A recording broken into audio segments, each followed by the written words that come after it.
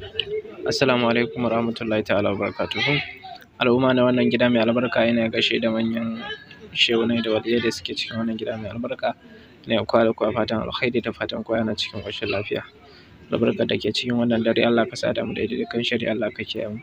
Kana biyu an ji mu shiru, yanayi ne na ayyuka na mutane, to amma alhamdulillah gashi yau mun fito za mu ce wani abu a cikin wannan gida mai albarka. To ga mu ɗauke da wani mujarrabin sirri game da ɗaurin baki, insha Allahu in dai game da ɗaurin baki ne aka aikata wannan sirrin mai albarka, ana samun ijaba cikin gaggawa ba tare da ɓata lokaci ba, insha Allahu. Kowane irin aiki ne in Allah ya so yadda ake so a ɗaure baki a kan lamarin, ko wata shari'a ce ake so a wato ɗaure bakin alƙalin ko lauyoyin da suke shari'ar ko makamancin haka, to in Allah ya so yadda in aka yi wannan za a samu ijaba. Haka kuma ko wani bashi kake so ka tambaya, kake so Allah ya ɗaure maka bakin wannan wanda za ka tambaya kana zuwa ya baka, shi ma idan aka yi ana samun ijaba cikin yardar Ubangiji. Ka sani dai kowane lokaci in za ka yi aiki ka yarda da Allah shine mai yin abu, ka dogara da Allah, aiki kawai naka ne, Allah shine mai saukar da dukkan wata ijaba. Allah ya taimake mu ya shiga cikin lamuran mu. Haka kuma ko da a ce bashi ake bin ka, an takura maka, baka da Allah bai hore maka wato halin biya ba, ana nema a ci mutuncin ka, kana iya ka rufe wa nan mutanen bakin, insha Allah ba su ƙara tambayar ka ba har sai Allah ya hore maka ka samu ka ɗauka ka ba su.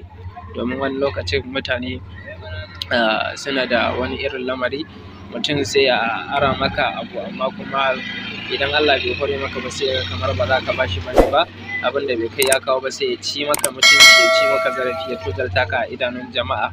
Hakan kuma yana janyo zubar da mutunci.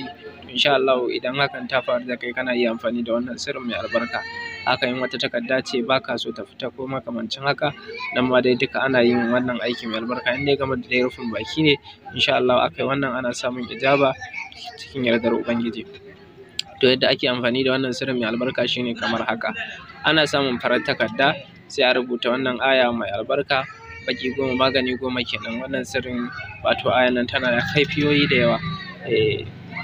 To ana rubuta la yastakhlifannahum a farar takarda kamar da kuke ganin aka rubuta din nan, haka kuma za ku rubuta kafa ɗaya tak ta isa.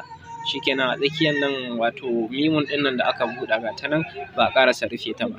To za a zuba sunayen dukkan wanda ake so a mallaka, in sun kai mutum 100 za a sa, in mutum 1 ne za a sa, in mutum 2 ne za a sa, duk dai yadda ta kama, insha Allah. Daga nan idan aka sa sai a yi laya, bayan an yi laya sai a samu wato za a iya zuwa a rufa ta ko a samu zare a ɗaure, sai a je a samu wato dutse mai nauyi wanda kasancewar ba za a zo a ɗaga shi ba, insha Allah ba wanda zai iya zuwa ya ɗaga shi ko makamancin haka ba tare da dalili ba, kawai haka kawai ya zo ya ture shi ba zai yiwu ba.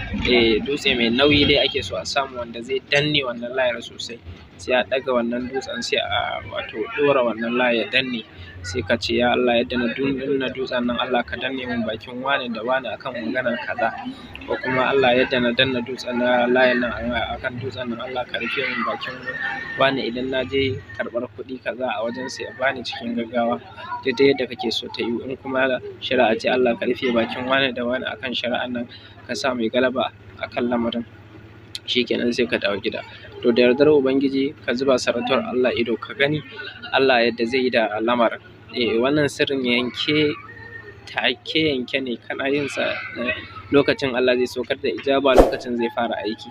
Don haka yan uwa sai a yi ƙoƙari a gwada wannan aikin mai albarka, insha Allah. Kuma wato idan aka gwada wannan aikin mai albarka za a ga dukkan abin da ake buƙata cikin yardar Ubangiji. Wannan sirri ne, mujarrabin sirri ne wanda yake da ƙarfin gaske, kuma sirri ne wanda in ka yi shi, in dai ka ga wannan sirrin ya tashi, sai dai idan zuwa aka ture wannan layar daga wato aka ture wannan dutsen, aka cire wannan layar. In dai ba haka ba, gaskiya wannan sirrin baya taɓa wargajewa har ila yawmiddin.